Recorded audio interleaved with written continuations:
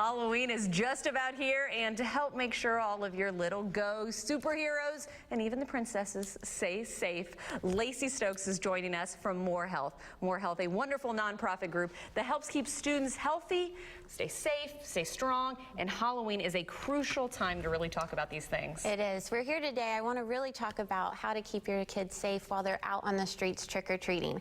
So it's dark.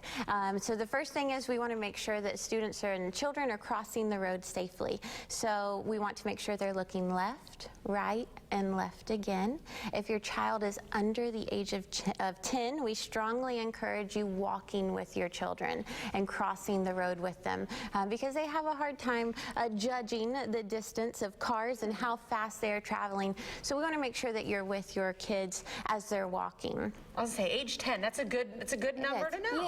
Yeah. We feel at Florida Department of Transportation, Safe Routes to School, they feel that that's a great number, and children are a little bit older and they can kind of judge the distance of cars. So, and always parents, it is dark, so we encourage you to be with your kids. Well, and I'm glad you brought up the light situation. Yes. Because you didn't just bring toys today. You actually brought some things that made you smart to carry during trick-or-treat. I did. So I have a little wand. I actually got this at a wedding over the weekend. And so it has bright lights in it so people can see you, a flashlight, some other things. I actually got this at the Lightning game on Thursday. So having this with you, just having lights on you so people can see you as you're walking.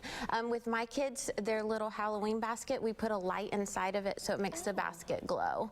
I was going to say, incorporating these in the costumes would even be smarter. Yes, definitely. So you want to be able to be seen and make sure that the kids can see as well. Yes, sometimes costumes, if they have a mask, the kids can't see out of the costumes very well. So maybe go ahead and have them put on their costumes, practice walking on it. You might need to alter the mask a little bit, maybe open up the eyes so the child can see and have vision all the way around.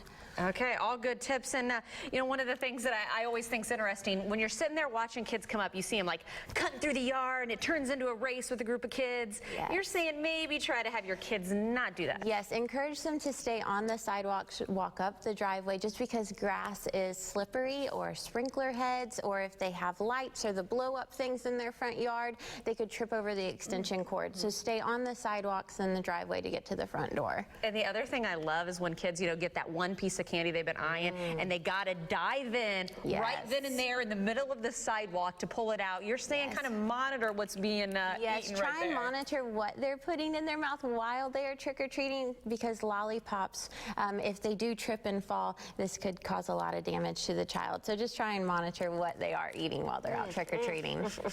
And the other thing, if you do have some older kids that go out, talk about kind of the communication or what parents can do just to make sure they know their kids are safe and they don't have to worry. Yeah, definitely. If you have older children, you know that most of them have cell phones, so you're able to communicate with them. Also, if you have younger children and you're with them, I know my neighborhood, they are slam-packed the sidewalks. So have an identification bracelet on your child with their name, their phone number, their address, if they don't know that information, so if they get separated from you. Very smart. So you're saying even if you're with them, make sure they still rock the ID bracelet. Because when they see candy, they just go.